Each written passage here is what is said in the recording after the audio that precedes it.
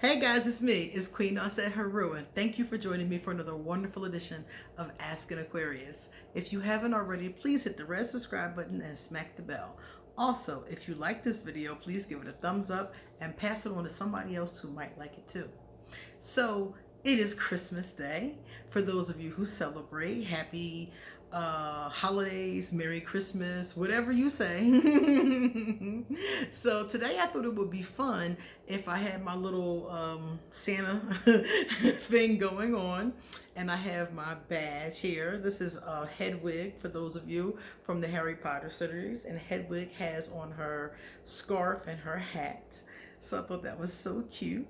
And I got my toys behind me chilling in the background. We have Alexei, we have Scarlet, we have Loki, and then we have my girl Violet. So perfect vibe for Christmas Day. So today we're going to talk about Aquarius. It is my gift to my Aquarius and those who love Aquarius. And let me see, today's question was this. Somebody said to me, why does it seem like Aquarius are so protective, overly protective of their personal space? And I was like, you know what? That's a really good one, because Aquarius do not like people invading our personal space. Now, if we allow you into our space, that's a whole different ball game. You know, the Aquarius will tell you, you know, when you're in the space, what's the proper etiquette for being in the space. But this person was saying to me that she has been seeing an Aquarius, and the Aquarius has never taken her to his home. I mean, they've been outside of the home, they've been at the door of the home, but he's never actually invited her in. So let me tell you what she did, y'all. She wanted to see if, you know, if a woman was living there, and maybe that's why he didn't take her in there, you know, that kind of thing. So basically what she did was, when they got to his home, they had taken her car and she was dropping him off. And when they got to the house, she was like, oh, I really need to go to the bathroom. Is it okay if I use your bathroom? This has got to be the oldest trick in the book. So, of course, the Aquarius and her, they've been dating for a couple of weeks. So, of course, he's not going to let her, you know, go to the bathroom on herself. So, he's like, sure, you can use the bathroom. So, she said when she went into the apartment, she was expecting maybe women's things around, or maybe the apartment wasn't, you know, attractive, or maybe it was dirty. She said the apartment was immaculate, and there was no women's belongings around, and looked like he just lives there by himself.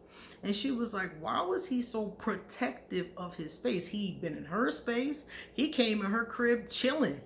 You know, he was in there chilling. He was in there drinking beers and eating and watching TV, but never invited her in until she had to use the bathroom.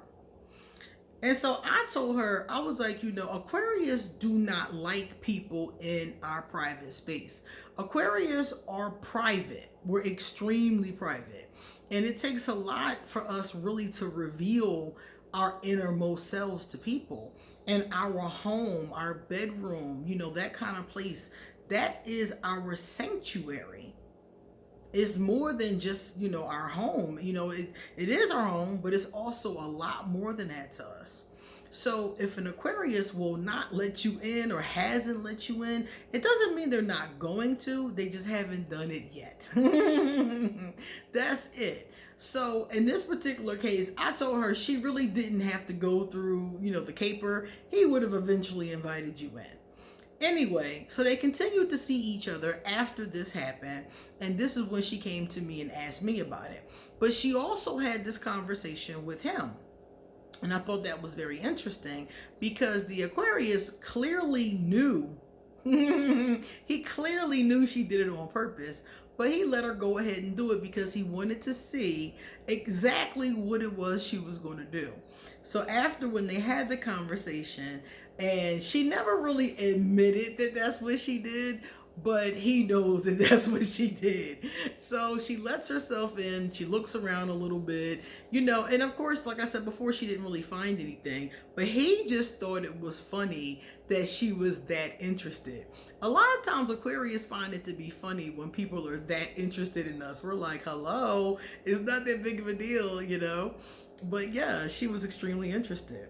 So, like I said before, our personal space, our fort, our lair, if you will, is ours. And we don't, you know, we like to leave our stuff out. We don't, you know, we're just like that. We're very private people. I remember recently somebody was saying in a meme, it was on Instagram, and it said, if you think Scorpios are private, have you ever met an Aquarius? And I had to laugh because as soon as I saw it, I was like, that's a very true statement. We are like that. Aquarius have this way of being mysterious, and our personal space, our home, is part of that mystery. Somebody in the comment section was saying that Aquarius have this tendency to say a lot, and you think you really know the Aquarius. And then she said after a while you realize that they didn't really reveal anything about themselves. They're talking, you know, they're saying interesting things, but they're not really revealing much about themselves. We are masters at that. And our home, our personal space, is part of that. And Aquarius might even get angry with you if you try to come into their personal space, or if you come to their home unannounced, for example. If you come to an Aquarius's home unannounced, they're either going to get angry with you or just not answer the door. Usually 9 times out of 10. Again, being protective of that personal space. So this is going to be a shorter video because that wasn't a very long question. So now we're going to read some positive comments, and I hope you all got what you wanted for the holiday. Let me know in the comment section, what presents did you get? You guys already saw most of my presents, but I do have some more now that I think about it. I have to show you guys the other ones too. So this one came from Barbara Ross. Hey Barbara, good to see you. Barbara Ross said, hello, Queen. It's good seeing you. You had asked a question, and referring a man is supposed to ask a woman. Oh, referring to a man. Yeah. Supposed to ask a woman to marry him, not the other way around. I did talk about that, yeah. I've seen so many dumb women being the dominant in the relationship, and they're no longer together because of it. I'm old-fashioned, and there are certain standards have to stand. Well, you know, I don't think it's a good idea. I really don't. And even not just the whole, like, you know, the whole marriage thing you said about being dominant. So in a relationship, one person is usually more dominant than the other one in a traditional relationship. But I don't know. I can't tell people how to create their relationships. Like, you have to do that part based on what makes you feel comfortable. So whatever that may be, couples work things out in a lot of different ways. But in a male-female relationship, I feel like things like proposing, for example, for the woman to propose to me, it does change the dynamic. And I don't necessarily think that the woman should let the man propose. I think in modern times, it should be more of an agreement. You know, I mean, they can do the traditional thing because that would be beautiful, but I think it should be more of like a sit down and be like, okay, is this a good move for our relationship? And kind of discuss it first. And then if they want to move forward and actually, you know, propose, I think it's great. And who, you know, if they do it that way, but still, according to tradition, if you're sticking to tradition, the man should be the one to propose. But it's modern times. You know, it's modern times, and people are doing all kind of stuff. And it's not necessarily wrong. I just don't think they always get the best results out of it. For example, the women that I know who kind of dominate their relationships. They basically are in charge of everything. They make more money or all the money. Those kind of situations, they do oftentimes get taken advantage of because they're not allowing their partner, and I think this would be with a man or a woman personally, but they're not allowing their partner to have any like stake in the relationship. Their partner is just along for the ride, basically. They're not giving anything to the relationship. And in most of these cases, they usually end up breaking up because after a while, the more dominant person starts to feel used. So I think really in any relationship, there needs to be more of an equal balance, in my opinion. If I'm going to be with somebody, there's going to be an equal balance. I'm not going to be with somebody who's dominant and I'm just being drug around and doing whatever they want me to do. So I think that everybody has to look at what makes them comfortable at this time and not be taken advantage of. I think that's the biggest part of this.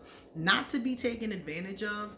And the whole marriage piece, I don't think that's really about taking advantage of. I think that's just tradition.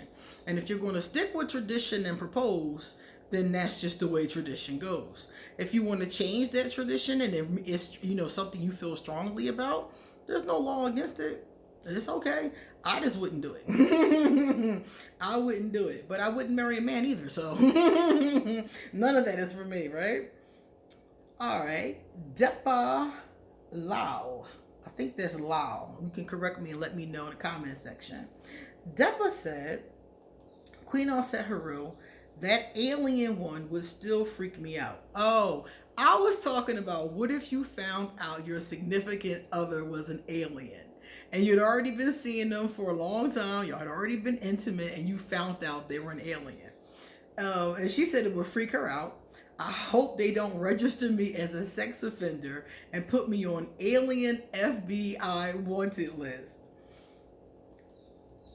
What if it is trying to put alien goo in me and trying to turn me into an alien? What if it's only experimenting with me to learn about humans only to use it against humanity later and wipe out the planet?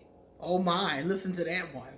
I already have trust issues with humans. An alien wouldn't be an exception. Scorpio rising problems. Laugh out loud. I cannot disagree with you. I didn't think about any of those things that you said. I did think about the goo. I did think about could you get pregnant by the being, that kind of thing. But yeah, there are a lot of trust factors here. Like, are they experimenting with me? Are they trying to use it against us? Yes, you are 100% correct. Thank you for putting those out there because I did not think of that. But I felt like it was too late. You'd already been seeing this person. I think in this scenario, you had been seeing them and sleeping with them for months. So I was like, well, at that point, it's too late. But if I found out that, if somebody said that to me, like if you called me and was like, what about if they're experimenting on you? I would be freaked out after that. So thank you. Your Scorpio rising may save the planet. All right, guys, let me know what you got for Christmas and come back soon because I got a lot more to say. See you later.